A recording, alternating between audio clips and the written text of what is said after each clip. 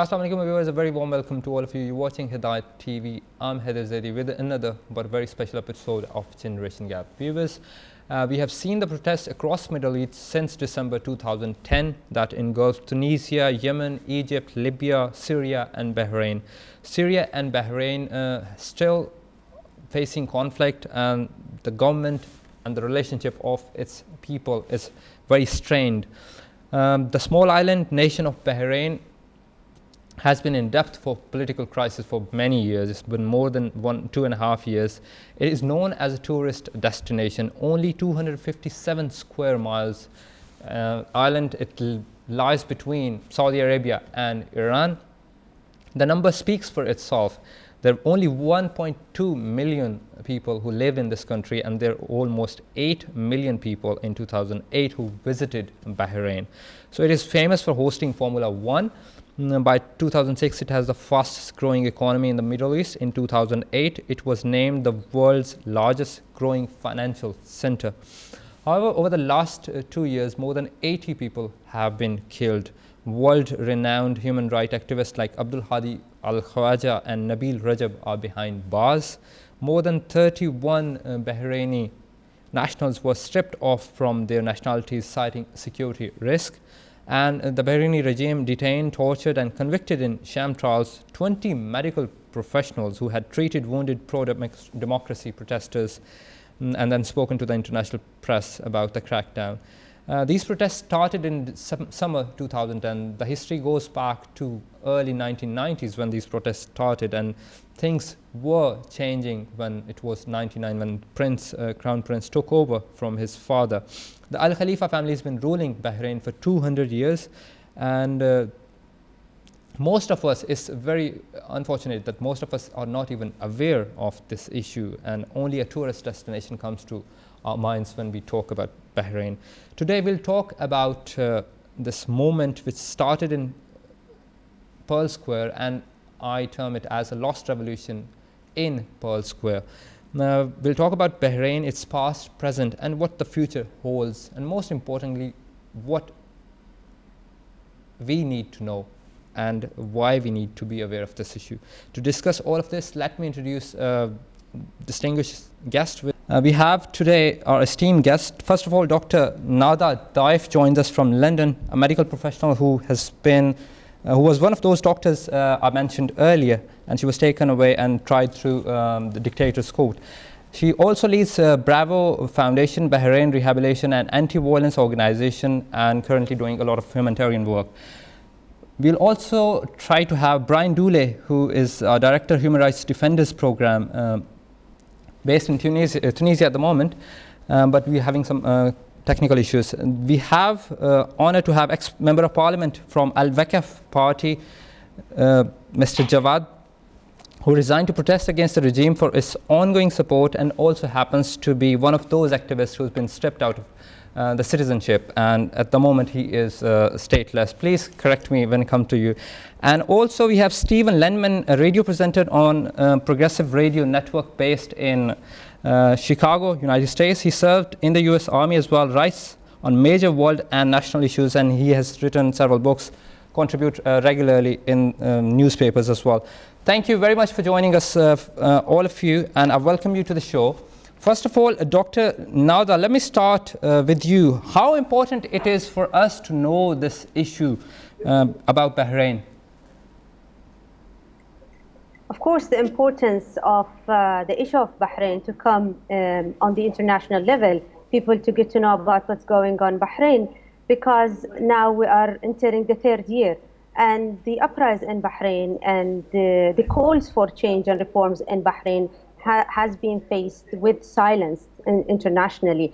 That led, unfortunately, to more suppression and more brutal measurements against the people calling for democracy and freedom and for reforms.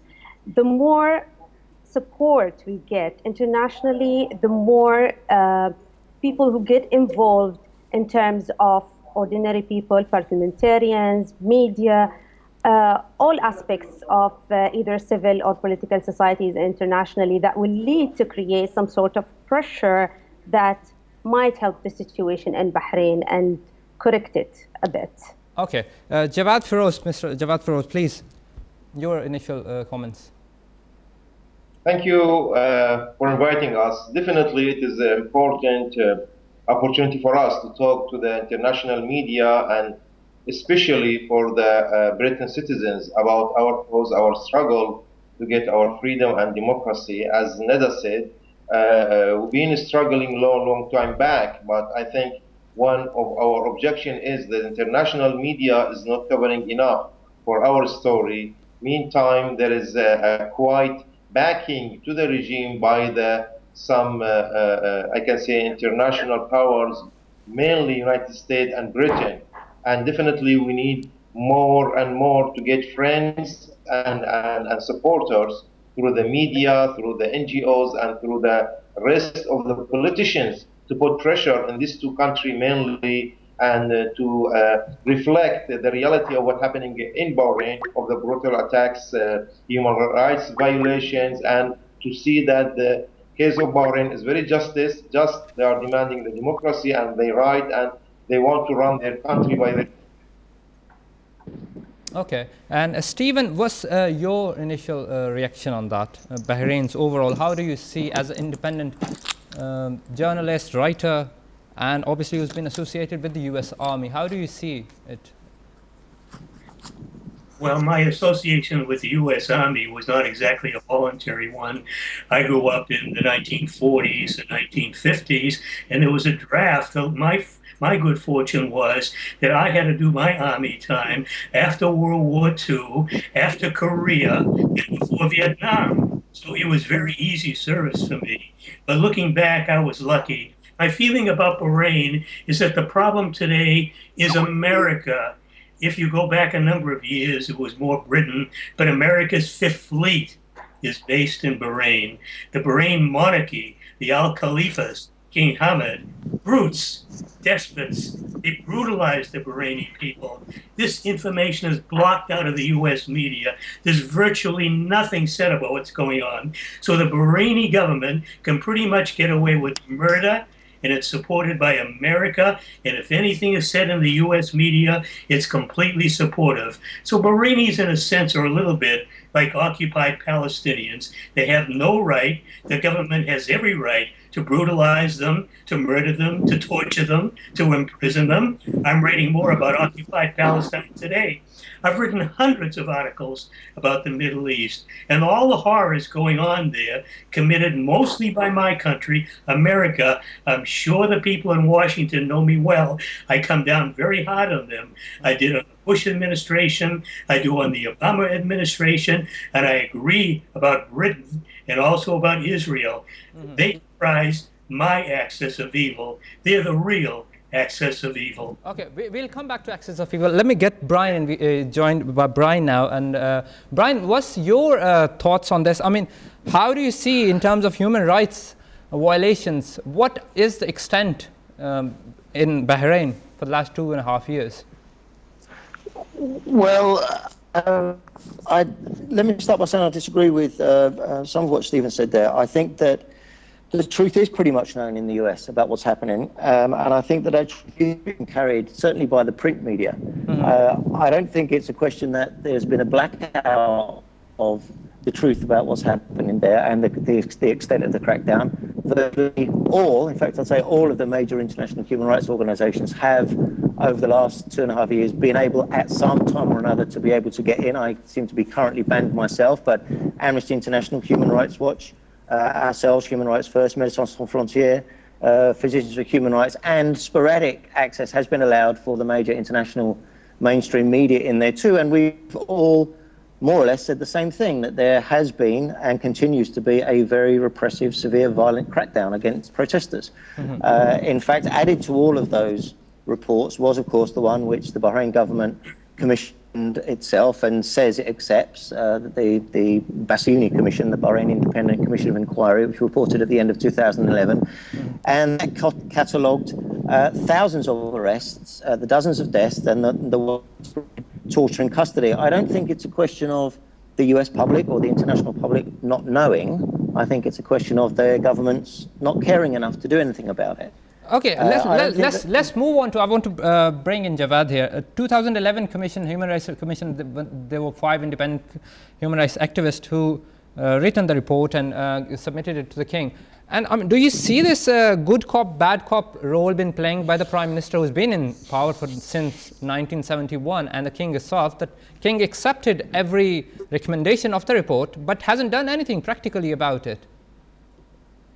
Okay, the Bastion's report is clear indication that a lot of things could be done against the will of the regime. We believe that the regime didn't want any independent commission to be in Bahrain, but when enforced by the Britain, Europe, and the United States that if they don't accept this commission, then the case of Bahrain will go to the very, very critical internationally, and maybe they could be questioned.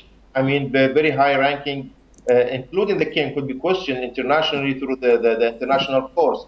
So they accepted the Bastionist Commission. But what they done, they played a very, very dirty game. They made it as a show, not as a commitment to the recommendations. And it was very clear that from beginning, they are not serious to implement the recommendation. And it is clear now, after more than 1.5 years, when the recommendation has been accepted theoretically by the regime, but in the ground nothing happened, because I think they are not willing to shift to the true democracy, and they don't want to be reformist. So the recommendation part of this plan, if they implemented totally all the recommendation, additional to that one, the UPR recommendation, that means it's clear indication they are serious to change to a reform and make a dramatic change toward the democracy. But because they are not willing to, so in this clear indication that they are just playing the game. Okay, and Dr. Nada, you being not a politician yourself, and you've been basically subjected to all this because you were there in the Pearl Square and you were helping the people. And is it such a big crime to help the protesters who've been injured or beaten up by the government that you and 20 of your other colleagues, they were taken, and obviously everyone knows that how the trauma you went through.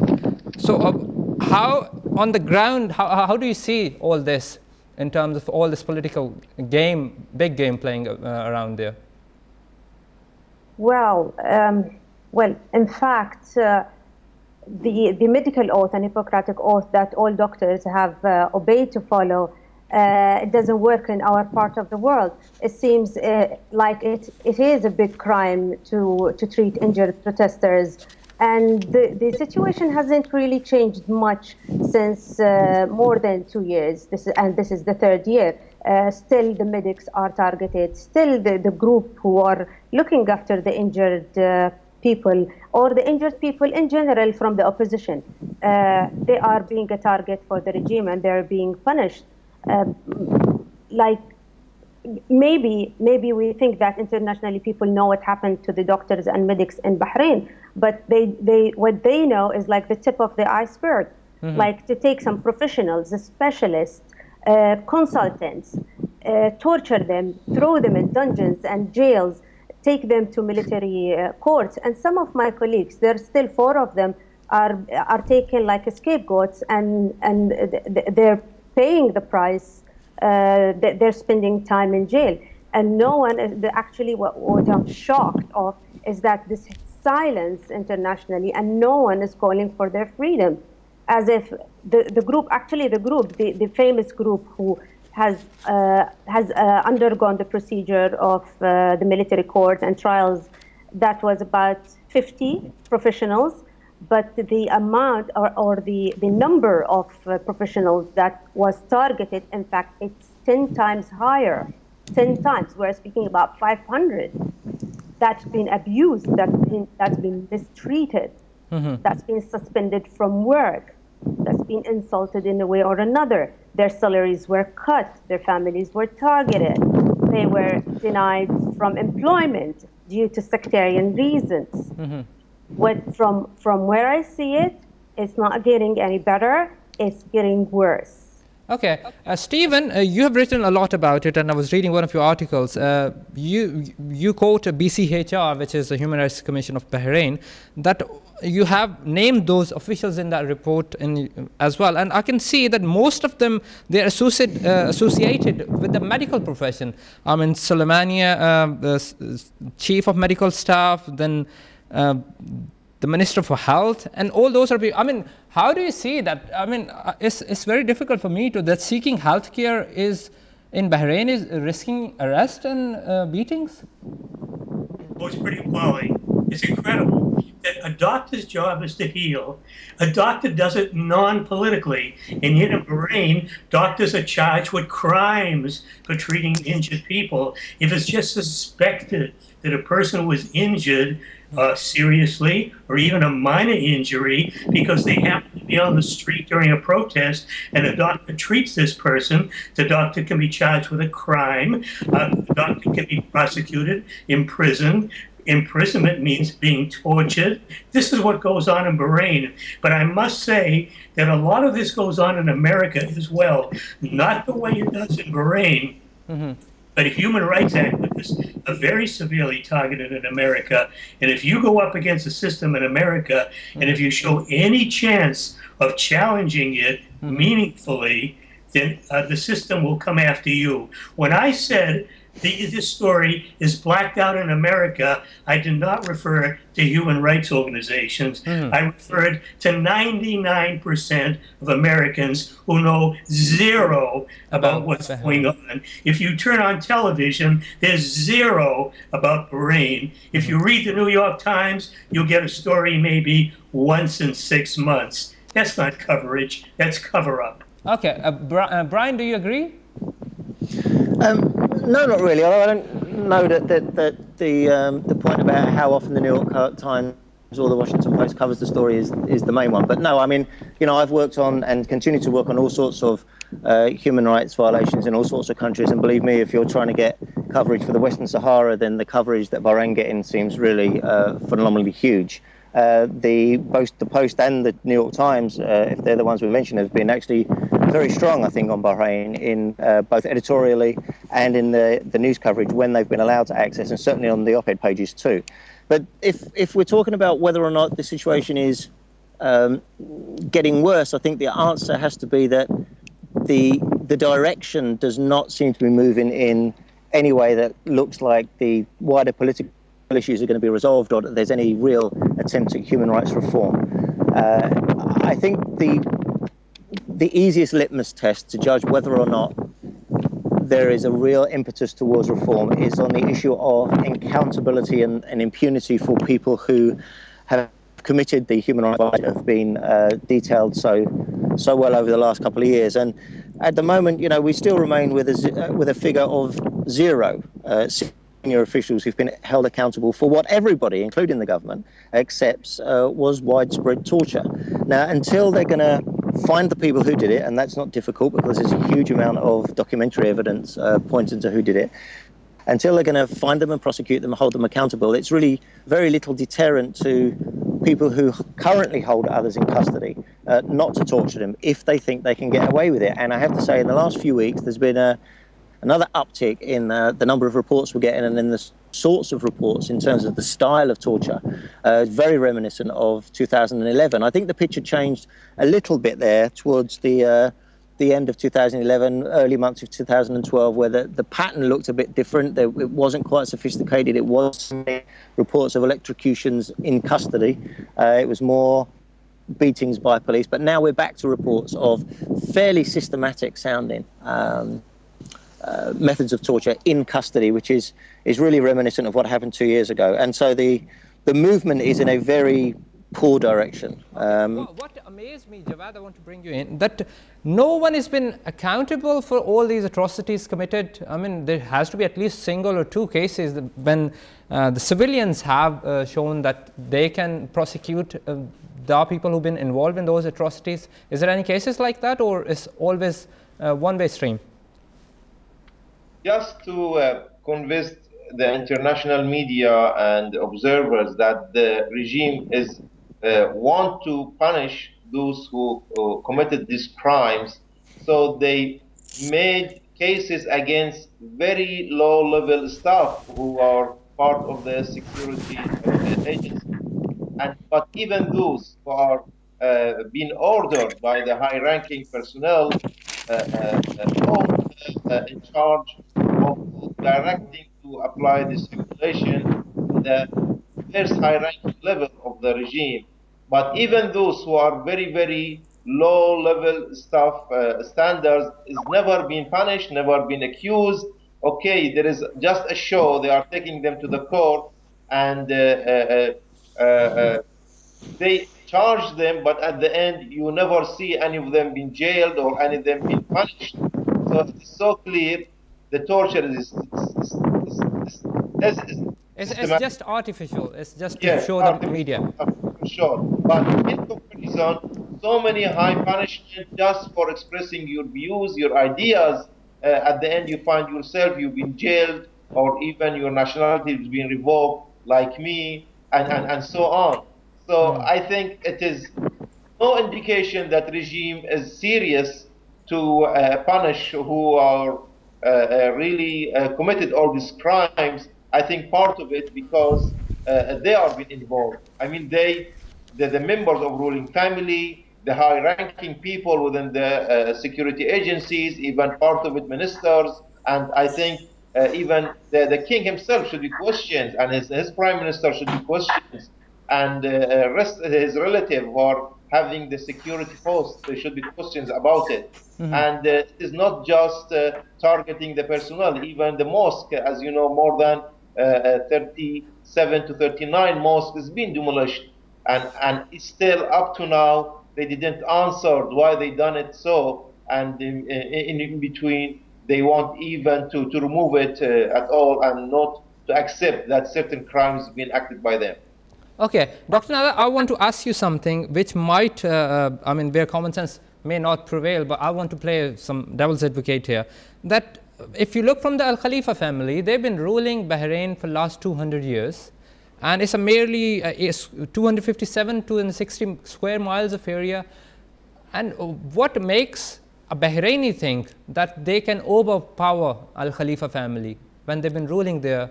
And obviously, I will assume that they will have a huge and enormous amount of power as well as money. Well, if Al Khalifa family, they've been there for 200 years, then the Bahrainis, they're the originals and they're the natives and they've been there for thousands of years. Well, being nice and being peaceful doesn't mean that they can take us for granted. Well, still, people, and this is not the pattern you see just in Bahrain. If you have a wider look and see the pattern and how it's going on in Egypt and in Tunisia and other Middle East countries, it tells you something. It tells you that the people in these areas, people in the Middle East, it's the time for their awakening, and they won't be taken for granted, and they won't be allowed to be ruled under dictatorships anymore. This is very scary fact, not to just the Al Khalifa family, but it's a scary fact for all the monarchies in the GCC, as well as all the dictators in the Middle East region. This is not a scary fact just for those regimes. So this is an Arab awakening. But my question was that why it has happened over now. I mean, I know that there were protests in the 1990s. There was uprising in Bahrain in those time, and then 1999, Prince took over, and then since then, at least 3-4 years, things were quiet. All of a sudden, why after this Arab Spring? Because simply the demands of the people has not ever been met yet. There is an uprising, there is a revolution every 10 years, and they manage somehow to negotiate or to compromise and to come in a way in the middle, but not with real reforms. So the people are not really happy. That's why you find this happening and reoccurring every 10 years. Okay. This is a natural thing.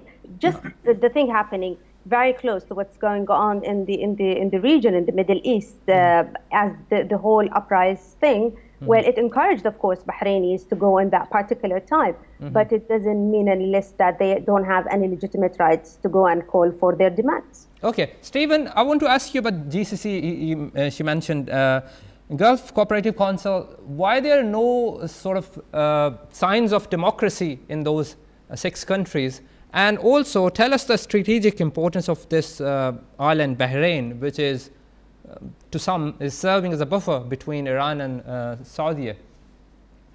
Well, the Gulf states are run by despots, so you would not expect to see democracy there. Their notion of democracy, including Saudi Arabia, is no democracy at all. You know, they put a fig leaf out there occasionally, but it really doesn't amount to anything at all. Can I mention one thing very briefly? You said this is a very important point you raised. You said, how on earth can the Bahraini people go up against the power of the state that's been in power for 200 years? Well, people power can overcome the power of the state. The problem Bahrainis face is they're not only going up against the Bahraini monarchy, they're going up against Saudi Arabia, they're going up against Britain, they're going up against America. It's an unfair fight, but there can be real change when people persist to get it. I think the Bahrainis are going to win change. I think they're going to win some of the things they want. They may not get everything, but I think they're going to accomplish plenty. They've been at this for almost 2.5 years. They simply won't quit. If that isn't the definition of courage, I don't know what is. And if they keep this thing going, they're going to win. As far as the rest of it goes, they'll get no help from the region. They'll be marginalized. The importance of Bahrain strategically is that America chose that location to base its Fifth Fleet. It could have put it anywhere. It put it in Bahrain, so that makes Bahrain a very important property for America. It means Bahrain is a very important ally, so the full power of the Pentagon comes down on the side of the Al Khalifa monarchy. That's pretty tough to go up against. Okay, Brian, we're talking about GCC and the Arab Spring. Give me, because you have traveled a lot in Middle East, give us this idea that why, same question, that why the Gulf Cooperative Council, they do not, I can't see anything happening within the next 3-4 years over those 6 countries. Why it is, and is it not a double standard by the West that they don't want to install democracy as they've been installing, I would say, in Egypt or in Syria and Libya as well? Oh, there's no question it's a dreadful double standard. I mean, it's indefensible. In terms of what's going to happen in the next 3 or 4 years in the Gulf, I think it'd be very rash to make any sort of prediction. I mean, you may well be right, but I'm not quite sure what your prediction was for Egypt if somebody had asked you that in 2010. Most people would have said there's no chance of there being a popular uprising that's going to overthrow the dictator, nor in Tunisia, nor in Libya. So, I mean, my activism goes back a long time now, and I remember working for years and years and years on the issue of anti-apartheid. And really, we didn't see any glimmer, any strong glimmer of light at the end of the tunnel. And then all of a sudden, the whole thing collapsed really within around 6 months, as it did in Egypt, as it did in Tunisia. And I wouldn't be surprised if those apparently very strong, apparently very stable Gulf countries outside of Bahrain, which has already shown how volatile it can be, were to be exposed as the fragile states that they are. Now, whether that happens in the next 6 months or the next 6 years, I don't know, but it's a matter of time. And does anybody really think, deep down, that a generation from now, that those monarchies can cling on to power, given all that's happening in the world, all the connectivity of the younger generation with each other, all the international travel, all those other forces which really are going to make it more and more difficult and ultimately impossible for the old-fashioned cartoon king to sit on his old-fashioned cartoon throne in his old-fashioned cartoon palace, which is what happened in Bahrain, and that was challenging. I think we've seen the beginning of the end of the old system in Bahrain, however long it takes. Okay, Javad, do you agree? Is it the beginning of the end of the old system, or it will last longer? The current condition indicates that the current regime cannot last long and they cannot resist the pressure. First of all, it is so a smooth transition toward the democracy internationally. Secondly, because all those allies to these regimes, especially the United States and Britain, are under pressure because, as all the colleagues said, they are implementing double standards. Thirdly, because there is a huge uprising continuing in most of these countries, in Saudi Arabia and Kuwait, in Bahrain especially, the most active society there. So I think in very short future, we can see a dramatic change in these countries. This, we know that the main obstacle in this transition is the interest of the West in the area, because it's so strategical location due to the fuel, due to the oil. And the second reason, the presence of Iran. And they are so afraid that the Iran will be more strength and involved in all these countries. So the West afraid that the Iran's power will be extended toward the GCC countries. So they are so curious to not let a very smooth transition toward democracy until they be sure that the who are coming in power, and they should grant it the strategical interests of the West, and they don't be part of Iran. And I can see and confirm that the Bahrainis opposition, they don't want to be part of any other countries, neither Saudi nor Iran. They just wanted to have an independent Arabic Islamic country, but mainly should be a democratic country, that all the three legislative powers, executive power and judiciary power will be in the hands of the people. Okay, Brian got to go now, so I just want to ask Brian, what is the future? What future is for the Bahraini people? Do you see any positive, or is the more despair? I see long-term very positive, possibly even medium-term very positive. I think the next few weeks and months are likely to continue to be hard for them. I think what's different in 2013 from where I sit most of the time in Washington is the shift in Washington in conversation about Bahrain. Now there is a growing concern, purely out of national self-interest from the US government, that Bahrain looks increasingly volatile and unstable, and there is now serious discussion at serious levels around the possible relocation of the Fifth Fleet. Now, that really wasn't talked about in 2011 and 2012 at all, but I think that America is reassessing whether it has picked the right game plan for Bahrain, and I think if it switches, and I think there are indications that it's increasingly frustrated with the regime, not necessarily because the regime is so dreadful on human rights, because the US government seems to have a fairly high tolerance of allies that do that stuff, but because Bahrain looks like a less dependable, less reliable ally, it hasn't really been able to quell the protests, or despite all the violence. And so I think the US is beginning to reassess its cards, and that could have a significant influence on what happens. Okay, thank you very much, Brian, for joining us from Tunisia. And viewers, will take a short break, and when we come back, we'll talk more about it.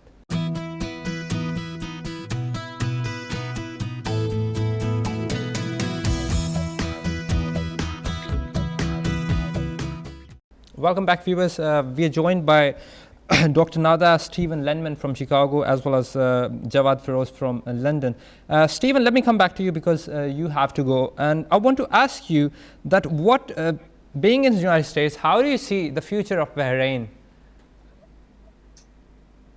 In the short run, I really don't see much of a change. I think this struggle could go on for years. I've written about human rights struggles in America, mostly in America, but some outside of America. Oh, they can go on for many, many years. They could be decades. Labor rights struggles, human rights struggles in America went on for decades. Struggles to end slavery in America went on for decades. These struggles were won. They weren't won easily. They weren't run quickly. That's why over time I'm optimistic. When I think of Bahrain, I think of the region as a whole. The long suffering of the people of the Middle East is really horrendous, from Morocco in the west to Yemen in the east. Look what's going on in Libya. Look at Egypt. Look at occupied Palestine. Look at Iraq. Look at the situation in Syria. And whose dirty hands are causing this? Mostly Americans. But you know, I mean, there is another, let me interrupt you. There is another argument, which is that maybe Middle East is not ready for democracy, and that's why we have seen the recent toppling of Morsi government in Egypt. Do you agree with this narrative? Well, the Morsi government was toppled by my government. It wasn't the People's Revolution. It was an American revolution, if you want to call it that. America toppled Mubarak. The Egyptian people didn't. The Egyptian people had legitimate grievances. They were real, but they didn't topple Mubarak and they didn't topple Morsi. It was Washington decided he was damaged goods. But that's another story. Okay. Oh, I think the people in the region very much are ready for democracy. Are Americans ready for democracy? They certainly don't have it. They've never had democracy in America, but they certainly deserve it. And I won't live long enough to see it, but I hope maybe a generation after me one day will live long enough to see it. I think people all over the world are ready for democracy and they deserve it and they can handle it well, and I very much support that. There are very few countries in the world that have anything close to real democracies. The pure ones, the only one I think is the purest of the pure and is far from lily pure is Venezuela. Okay. I can't think of another one in its class. Okay. Thank you very much, Stephen, for joining us, and appreciate your participation in the show. Let's move on to Dr. Nada, and I want to ask you, do you agree this argument which I presented that maybe Middle East is not ready for democracy? Well, I think there's a misinterpretation of the word democracy and freedom here. The way we look at things is people are free to choose, and if we don't like their choice, like those people who get to speak in the TV or in parliaments, we say that they're not ready for democracy. People in Egypt, they chose their ruling, their president, and when they didn't like him, they just simply took him off. Don't tell me people are not ready. People are ready, people are free to choose, and we have to respect their choices. But is it the influence of the Western countries then which decides ultimately these things for them, or do you think it's the power of people?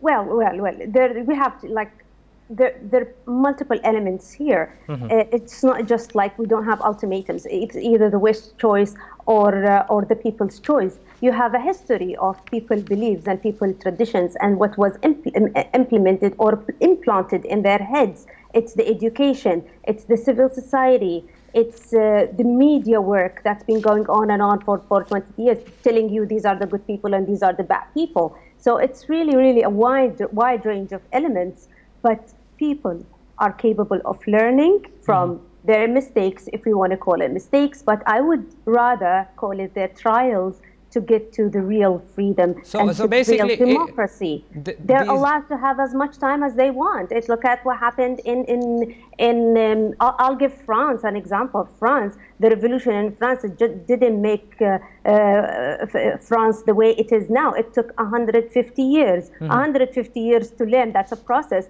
And people in the Middle East will learn. I'm sure they will learn in a much faster pattern. So at least what Arab Spring has, correct me if I'm wrong, has done to Middle East, that it has changed the public opinion. Now people think differently, they communicate differently, and they try to portray their message differently. Is that right? That's absolutely right. People are getting smarter in their choices, and they're exploring. That's the phase of exploration. Okay. Well, what happened before, like the Muslim brotherhoods, and it's always better to make the picture clear if you give examples. So, for example, what's happening in Egypt, like all this 85 years, the Muslim brotherhoods are the solution, and well, they've tried it, they've tested, and they know that's not working. So now they're changing their situation. That's the same thing that's going to happen in every part in the Middle East. People are exploring their chances and they're deciding their fate. That's the most important thing here. Okay. Let's move to Jawad now. Jawad, what is your view on that? People have decided to change and take the destiny in their own hands? See, it is nature of human being. No one will agree that he should be ruled by the others who he didn't engage in electing them, or he never been questioned or asked or been involved of how they can rule him. So Bahrain case is so clear. The demands are so basic. You never see a country in the world having such characteristic. One, a prime minister ruling more than 42 years. Two, just a family controlling entire country and having entire wealth of the country. Three, the discrimination is implemented so clearly over the more than 50% or majority of the population. 4, the majority are not being allowed to practice their duty to defend their country or to work in the security authorities organization or in the military and so on. And 5, I can say that the totally people are being abused so clearly, the woman being in jail, the doctors and so on. So the combination of all this indicates that it is not matter is the people want to have democracy or not, because the current condition is the pure dictatorship, and the change is a must. It is not as a wish, it is not a privilege, I can say. And Bahrainis people are been proved that they are so civilized, they are so educated, and I think they are not less educated compared to any Western societies. So why Bahraini people shouldn't have their basic rights to elect their government, to run their country, to meantime have a fair election based on one man, one vote, to have a pure legitimate representative council that can control or observe and legislate the laws and so on. Yes, we know there are so many obstacles in the way, but most of it are artificials, and this is the reason that whoever in power try to. But Jawad, I want to ask you this. You know, you are affiliated with Al-Wifaq, which 18 MPs resigned. But don't you think, correct me if I'm wrong, that the first 2 points you raised regarding Prime Minister and the King, that your party supports the monarchy system, but you want just the elected Prime Minister? Is that right? We want a pure democratic system, but the name, I think it left to the people to say in a very fair and transparent elections, and they have to decide their dignity.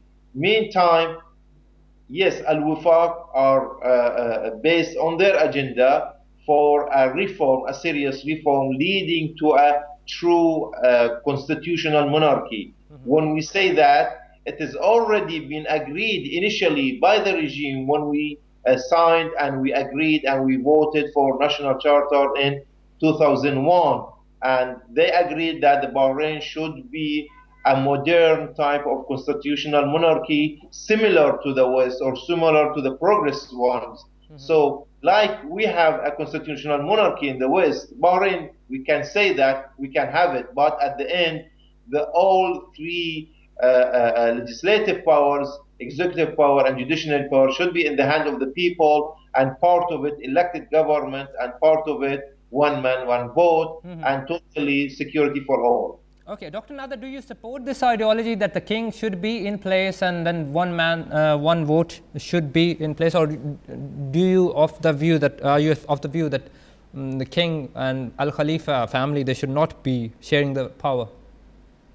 Excuse me, Said, you are asking the wrong question to the wrong person. So I only deal with human rights, and that's the only thing I would care about and think about. Who gets to rule doesn't really, I don't really care who gets to rule as long as the people's demands are met, as long as we have a strong civil society. That's all. The legislation that's coming and that should help the people and should serve the people, no matter what. Let me rephrase the question for you. Let me rephrase the question for you. Do you see it happening that the civil and human rights will be protected under this regime in the next, if it stays on?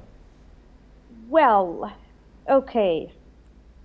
It's not like a rocket science to say that seeing how things are going now, it gives you a very clear indication that it's hopeless. It's not going to be rectified, and there's no reforms whatsoever, because what they're doing is just every time there's an attempt of reform, it's because they have to, because they were pressured to. That wasn't because of they really wanted to, or it was like it was a moral obligation or a national obligation that's making them to do so. The bottom line here is we need a good structure for this country. Who makes that structure? The people of the country. That's the bottom line of it. Okay, we are approaching the very last minutes. What's your view, Dr. Nada, that what role British media and people who live in West, they can play, and what sort of support do you expect from those people, at least in the name of humanity? I mean, we have tried not to even discuss any sectarian aspect to this all, but what sort of support do you look for? Well, I know it's hard. Probably it might be too much to ask for the people and the media and the civil societies in Europe and in the Western countries to look specifically into Bahrain. So far, the cases they looked at in terms of human rights was only the high-profile cases. But what I want to say here, there is so much more than that is going on in Bahrain. And can you imagine if someone like me who's talking to you was jailed, tortured, and taken to a military court? That happened to someone could go and could say something. I could raise my voice and speak out. Just on that scale, you can imagine what's happening to the people who are in Bahrain and who cannot make their case to go out and to be able to be heard. So there is a moral obligation here. We're saying that what's happening in one country can happen in another country, and if there is an abuse that's happening in the Middle East, if we just turn a blind eye on it, it can happen somewhere else, and in no time it can happen here in the West. It can come and knock your doors. If you're a doctor, the authorities doesn't like you, you treat someone they don't like, they will just come after you. And there are many examples, many examples. Take Jack Assange like an example. So what I'm saying, it's time for all of us to get together, to be one hand, and to stop the violations, to stop the atrocities, and to be one community. The world should be one community, and we should work together hand by hand to stop all these violations and all these horrible things that's happening, because unfortunately, bad people learn from each other. And from what I see, the bad people are winning. The bad people are being the presidents and the kings and queens, and they're ruling. They're running the countries, and they are gaining more power. If we don't get together, all of us, to stop this, well, being good people is fine, but we should be the good ones with power. It is very fortunate, as you mentioned, that you, being subject of that prosecution and torture as well, that and you are talking to us today, and there are people like Al-Khwaja who took 110 days of hunger strike, and it took 110 days to register that protest. Moving on to Mr. Jawad, your last comments. What do you see? What can be done by the West and the people who reside in West, and they can help Bahrain and its people? Unfortunately, the British authorities, they have a negative role in the case of Bahrain, and I think they can do a lot, which they are not willing to do. They are more supporter to the regime rather than supporting the demands of people of Bahrain. We know that the United States, they have the same power, but it looks like a little bit they are backseated and give more chances to the Britain to support or try to modernize, I can say, the current regime. I think British media, British NGOs, and British politicians, MPs, and lords, they can play a major role to put a pressure on the British authorities to change their policy, their wrong policy, towards supporting regime of Bahrain. And because the demand of people of Bahrain are so fair and justice, and they are not want to be an obstacle way of any interest of the West, I think it will be more gain to the West if Bahrain become more democratic. It will be more interest of the West if Bahrain becomes stable through a solid and democratic process of the transition of power, and it will be definitely a more protect of the interests of the West for long run if we found Bahrain a modernized country, civilized country, a democratic country, who they want that the basic of who are in power will be qualifications, not that due to their membership of the ruling or of certain tribe or certain sects. So at the end, I can say that still we hope that such pressure will be will be made, and unfortunately somehow we been neglected by the media.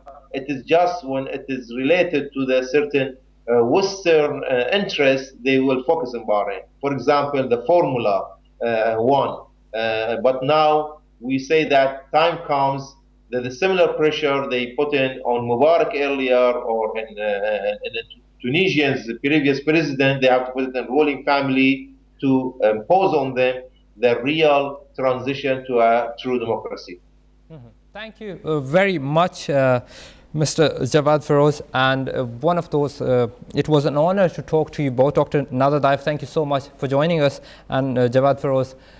Viewers, we have spoken to these wonderful individuals who has given us a detailed background about Bahrain and the plight of its people.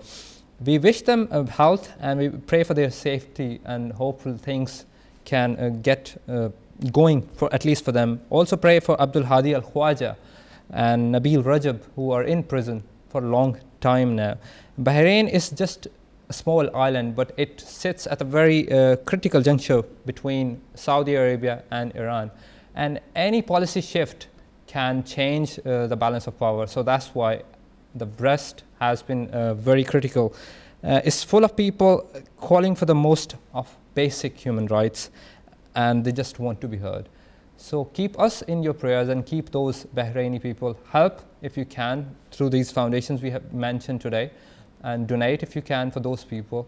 And with this prayer, as always, गम हमको न दे सिवाय गम शब्बीर, शब्बीर का गम बांट रहा है तो इधर दे.